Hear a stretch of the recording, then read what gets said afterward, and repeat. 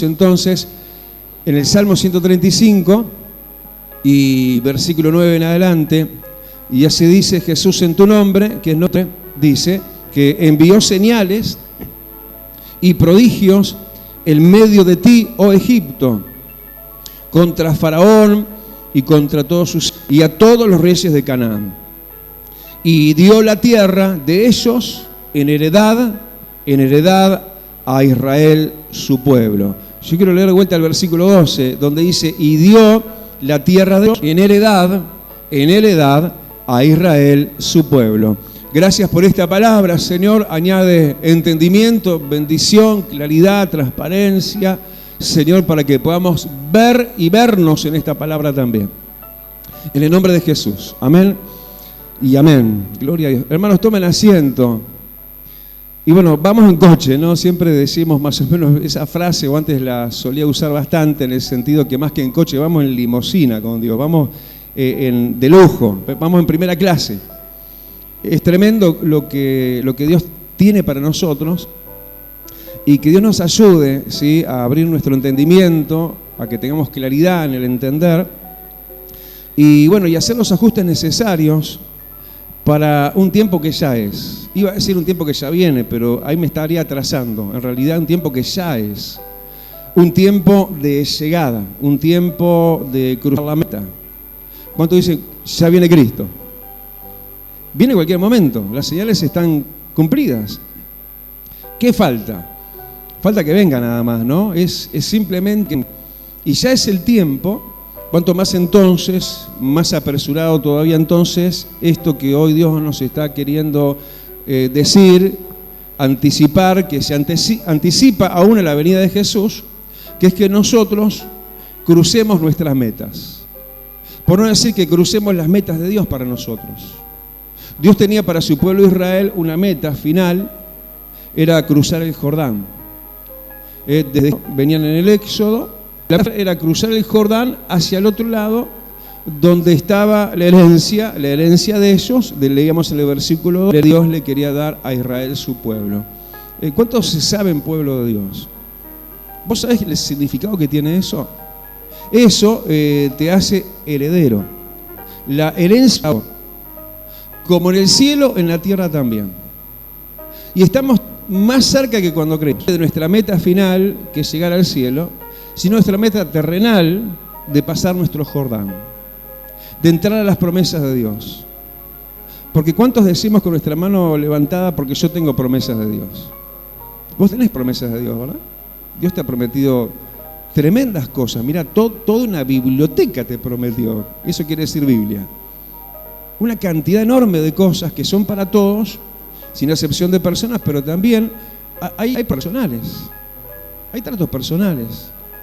Y el Señor se está apresurando y está cortando los tiempos y todo se va apretando, ¿no? En ese sentido, porque si Él no se apresura en su segunda venida, dice que ya nadie sería salvo. Si los días no se acortaran, nadie sería salvo. O sea, Él está apretando sus tiempos. Y eso aprieta también, apura, eso quiere decir también el cumplimiento de pasar nuestra meta en Dios. Porque esperamos pasar al otro lado, ¿no? Vos no pensás acaso que vas a estar siempre en prueba, ¿no? ¿Verdad que no? Eso no es el cristianismo. No vas a pensar jamás que siempre vas a estar enfermo o que siempre vas a estar en los mismos problemas, en las mismas situaciones. Porque después del desierto, si no, preguntarle a las Escrituras, si le tuviéramos a Moisés, preguntarle a Moisés y a Josué, después del desierto, ¿qué está? La tierra que fluye leche y miel. Bueno, dale el aplauso y decirle: Señor, yo quiero pasar esa mi meta también. Quiero entrar en la bendición que ya viene y se apresura. Pero la verdad es que estamos más cerca que cuando creímos, ¿no? Y estamos más cerca también de nuestra victoria. Inicialmente ya se nos acreditó la mayor de todas las victorias. Porque jamás miremos en sobredimensión las cosas que Dios está para cumplirnos todavía aquí en la tierra, sí, dándole tanta y valor y importancia y dimensión más allá de lo que en verdad tiene, pero sí tenemos que darle, sí, en comparación, muchísima más dimensión a lo que el Señor ya hizo por nosotros. como en la línea del tiempo, ¿no? Así tal cual el éxodo del pueblo de Israel.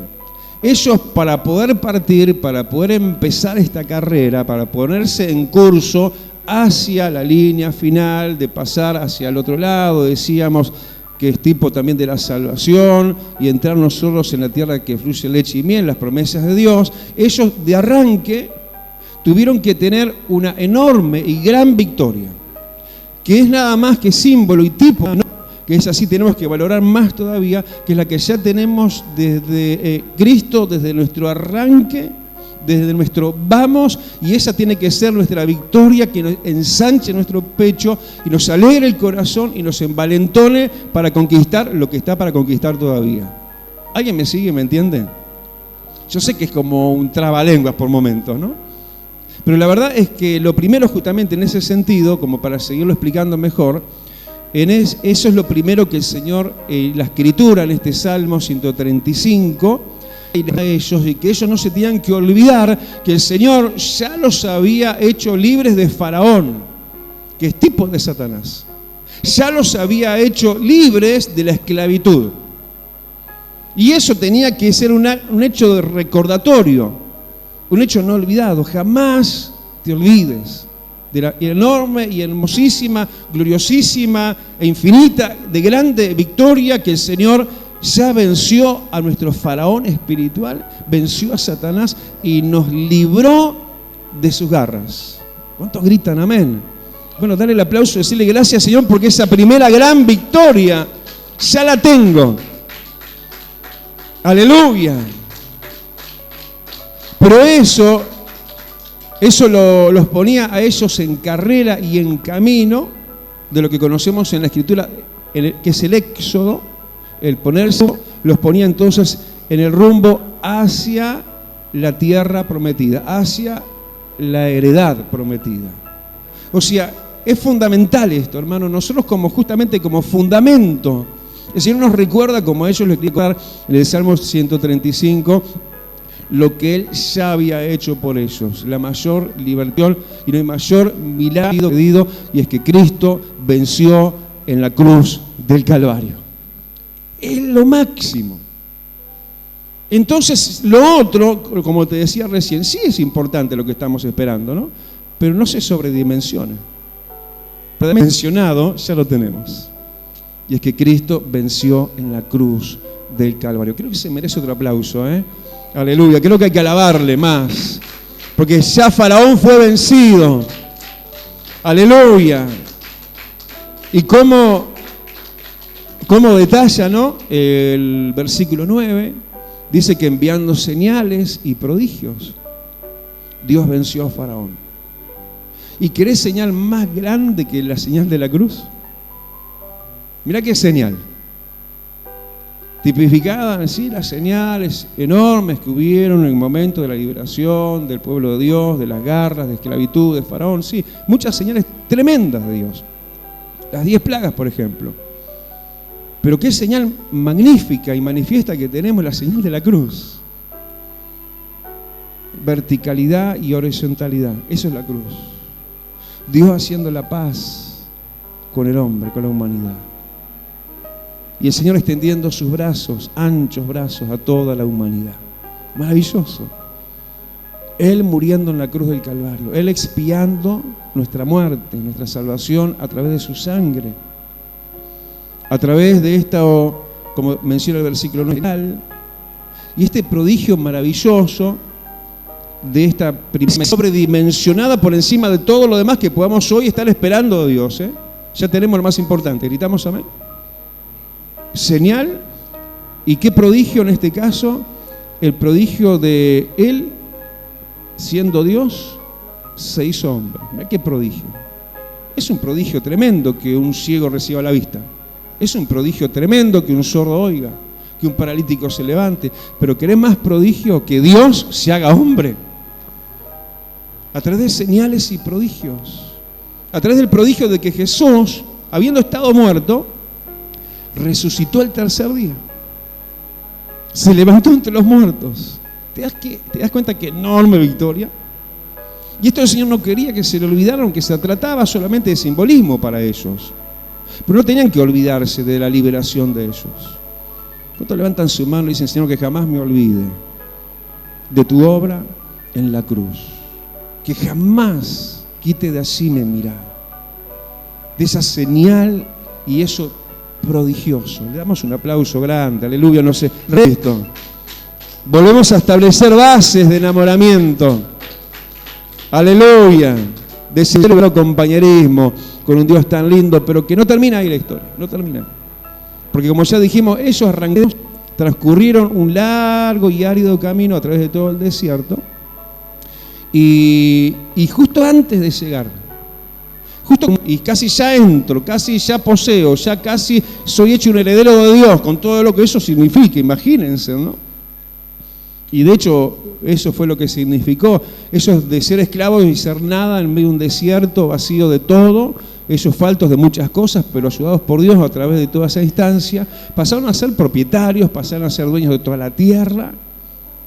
De buena y fluyente en bendición que era esa tierra, era habitada por gigantes. Ya te lo digo que ahí se habían ocupado esa tierra los más fuertes porque era la mejor tierra.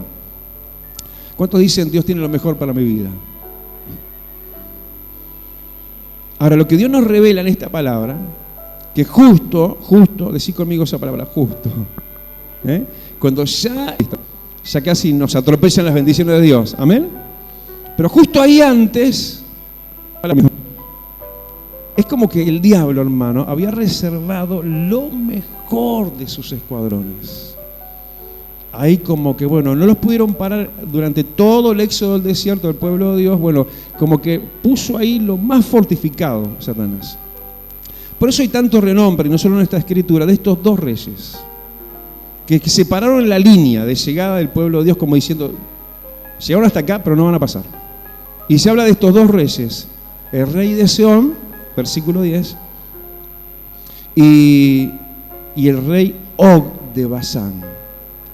Esas dos fortificaciones espirituales estaban ahí a la espera, esperando la llegada de Moisés, de Dios. Y ellos, el pueblo de Dios, escucha bien, no te distraigas, estaban acostumbrados, mirá a lo que Dios nos acostumbra también a nosotros, a pasar de largo, y cuando hay algo en el camino de parte de Satanás, ni corte le damos, le pasamos por arriba y marchamos para adelante. Es lo que mayormente le pasaba a Moisés. Moisés iba atravesando naciones, desde Egipto y Israel, iba atravesando naciones, reyes. El temor de Dios caía sobre todos ellos y le abrían paso. Y Moisés pasaba. Y el pueblo de Dios mayormente era eso, lo único que encontraban. Simple, seguir adelante porque el diablo se te va a correr y vas a pasar de largo sin sufrir daño. ¿Decís amén? Así había sido hasta el momento. Pero acá se plantó algo diferente. Acá este fulano, ¿no? El primero, versículo 10, el rey Seón, era un rey muy fuerte, pero muy fuerte, muy poderoso era su ejército. Tanto es así que Moisés en esa ocasión le envía al rey Seón, le envía mensajeros solicitando permiso para pasar por sus tierras. De poderoso que era este rey. Moisés tuvo esa discreción, ¿no? Este está muy grande, con buenos términos, con buenos modales, y este rey, el rey Seón, se plantó duro, se plantó fuerte y se rehusó pasar. ¿Cuánto está la línea final? La línea más de avanzada, ahí donde justamente como en este tiempo, ¿no? Es estrategia del diablo. Porque cuando ya era la final, entonces pone este tipo de resistencias, ¿no? Esta manera de bloqueo, si se quiere. Y este rey Seón, tan poderoso, como decimos, que al punto que envía entonces Moisés mensajeros solicitando permiso, pero no queriéndolos dejar pasar, entonces ahí se libra algo en lo cual vemos a Moisés superado a sí mismo. Porque Moisés, ¿me van siguiendo? Moisés al principio, cuando se se enfrentó a un obstáculo. ¿Se acuerdan ese primer gran obstáculo que se enfrentó a Moisés? ¿Cuál fue? En la salida de Egipto. El Mar Rojo. Y cuando se vio delante de ese, diríamos en este caso, rey Sehón, el Mar Rojo, se detuvo. Y se clavó, dile a mi pueblo que marche. ¿Qué le pasó a Moisés en esa primera instancia? Se trancó delante de lo que lo trancaba. Pero ahora vemos un Moisés más crecido. ¿Cuánto dice el Señor? Estoy más crecidito. No soy el del principio. Y avanza este rey Sehón con toda su fuerza, con todo su ejército, y lejos de trancarse delante del obstáculo, decirle que no te tranques delante de ningún obstáculo. ¿Sabés lo que hizo Moisés? Presentó batalla. Una batalla perdida si Dios no estuviera con ellos. Batallas perdidas para nosotros son todas si Dios no estuviera con nosotros. Pero él tomó recaudo, se acordó de lo que había pasado y de lo que Dios le enseñó a no detenerse. Y ante los obstáculos, aún menos de este tiempo final, porque sería horrible, hermano, que estés ahí ya casi que tocándolo con la punta de los dedos, tu sanidad, tu milagro, tu bendición familiar, económica, tu realización de vida, y que justo el diablo te trancó ahí y te quedes sin recibir la herencia, lo que Dios tiene para darte. Porque Dios tiene cosas para darte. ¿Me estás escuchando? No te descalifiques, no digas, no, yo ya estoy a un costado de esa lista, pastor. Usted no sabe, ya tengo años, ya mi vida está así, está así. No importa. O Dios no es Dios. ¿Y qué? Moisés entonces no le hizo caso al obstáculo. Lo que el diablo hace, primera cosa en este tiempo, ya a un pasito nada más de entrar en tremendas victorias de Dios, es tratar de detenernos, tratar de ser un obstáculo y un bloqueo. Pero el Señor te dice que batalles contra esas huestes espirituales en el nombre de Jesucristo, porque Él pelea con nosotros. Dale el aplauso y tus obstáculos van a caer por tierra. Como cayó el ejército de Sehón, rey amorreo, lo que parecía un obstáculo desapareció. ¿Cuántos dicen van a desaparecer mis obstáculos? No le creas a los obstáculos, créele a Dios. Y cuando ves un obstáculo, no te detengas, Moisés, porque ahora estás en etapa madura. Esta es una etapa de batallar, una etapa de me armo en Dios, de guerreo en el nombre de Jesús, le muestro los colmillos a Satanás y me pongo fuerte y guerreo y oro y ayuno, y si puedo mejor convoca a otros hermanos a ayunar conmigo también, porque si 2 o 3 se ponen de acuerdo en algo, Dios obra. Así que si estás detenido, vence a tu Sehón. Porque si vas a mirar, hermano, en realidad sí, versículo 10 eran reyes poderosos, pero dice el versículo 10 que el Señor los destruyó. Es decir, no fue Moisés entonces, pero sí fue cuando Moisés se puso a guerrear, cuando Dios entonces entró y bajó al campo de batalla y le dio la derecha, le dio la victoria a Moisés. Vos creés en el Dios, un Dios guerrero, un Dios que te dice no te detengas, sino avanza, porque yo estoy contigo. Y tus obstáculos son destruidos en este tiempo. Dale el aplauso, pero hay que guerrear, Moisés. Hay que guerrear. Aleluya. Pero también, decirlo conmigo, también, no solamente Satanás tuvo ese ejército poderoso de Sehón ahí, como un grandísimo obstáculo, numerosísimo y poderosísimo, sino también tuvo a Og, rey de Basán. Y Og y todo su ejército era una raza de gigantes, a los cuales los israelitas le tenían miedo, no se atrevían. Tuvieron entonces que ellos enfrentar sus miedos. Y nada de esa gente. Dice que el ataúd del rey Og, que fue encontrado, datos arqueológicos lo dicen, medía más de 4 metros. el ataúd de ese hombre. Así que casi 4 metros de altura tendría. Y no te sorprenda porque Goliat medía más de 3 metros. Pero así como el pequeño David destruyó al gigante Goliat, aunque te veas pequeño, tus gigantes el Señor los va a destruir si guerreás. Porque en esta tierra no es que sí lo hizo Dios, entonces se sentaron, se cruzaron de piernas, se cruzaron de brazos. Bueno, Dios, hacelo vos y yo acá quietito esperando que vos lo hagas. Hay de aquellos que esperan que Dios lo haga todo, ¿no? Pobrecitos, ¿no? Porque en realidad, como Moisés, hay que poner el pie en el campo de batalla. Hay que guerrear. Hay que orar, hay que ayunar, hay que venir a la iglesia, hay que servir a Dios. Hay que contentar el corazón de Dios. No hay que agradarse a sí mismo, hay que agradar el corazón de Dios. No hay que seguir la corriente, hay que limpiarse de lo malo. Hay que hacer la diferencia. Hay que tomar información y datos de la palabra para que ella se esculpa en nosotros, que seamos esculpidos como las tablas de piedra de Moisés. Y tengamos la palabra de Dios escrita por dentro, pero por fuera también. En el testimonio de nuestras vidas nos vean gente que vivimos el santo evangelio, no solamente lo decimos, no solamente lo creemos, sino que lo vivimos.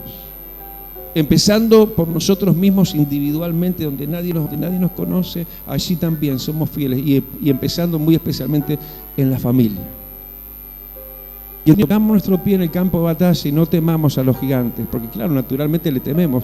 Esto es demasiado para mí. ¿Cómo voy a hacer? ¿Cómo voy a hacer? ¿Cómo vas a hacer, Alejandro, con la empresa que Dios te va a dar, ¿no? Por decirlo de alguna manera? ¿Cómo voy a hacer? No tengo medios, no tengo recursos. No tengo. Bueno, pero eso no te tiene que detener porque los gigantes son ante la presencia del Rey. Son nada ante la presencia de Dios. Así que tanto Og como Sehón, reyes poderosos, destruyó y mató Dios. Es lo que nos dice literalmente este pasaje. Pero sabemos por lo escrito en las Escrituras que Moisés tuvo que guerrear. Pero imagínate a Moisés solo haciendo eso. Claro que no. Era todo el pueblo junto.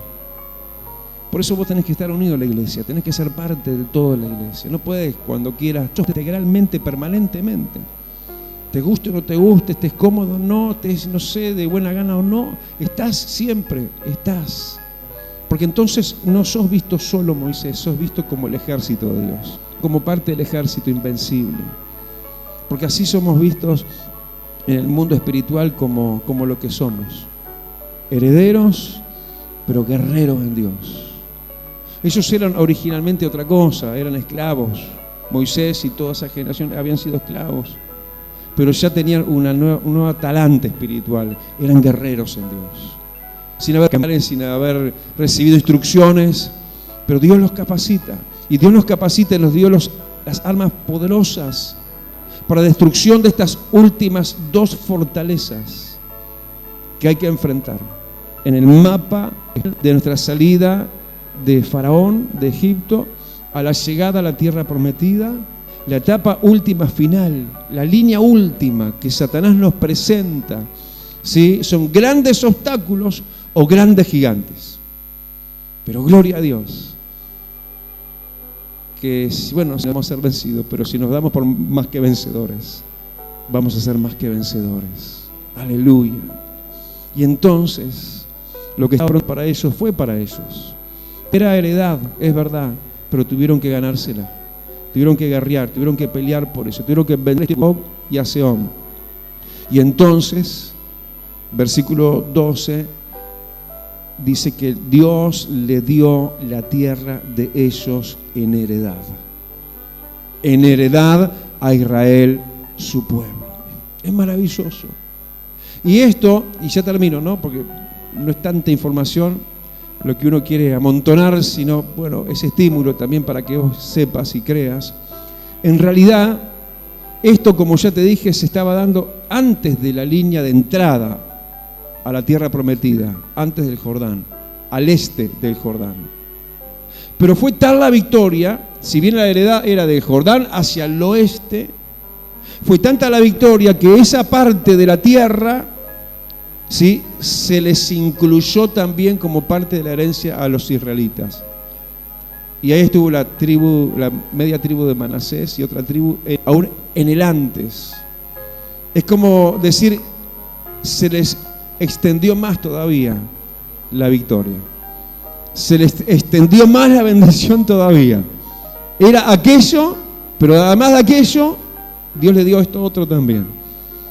Es decir, en Dios estamos preparados para recibir aún más de lo que hemos creído, de lo que hemos escuchado de la boca de Dios, porque aún Dios les añadió este territorio. Y aclara, fíjate, de Seón dice, bueno, rey amorreo, pero de Og dice rey de Basán. Y esa tierra de Basán fue para Israel. No era la tierra de Canaán todavía, del otro lado del Jordán. Y era una tierra fructífera esta, una tierra de muchas ciudades. Y Dios nos quiere dar lo ancho de esta tierra. Dios nos quiere dar muchas ciudades para Cristo. ¿Gritás amén? Pero hay que vencer a Seón y a Og. Aleluya. Hay que derribar los obstáculos y no detenerse delante de ellos. Y no hay que temer nada, ningún gigante, porque Dios pelea por nosotros. Cierra tus ojos, inclina tu rostro.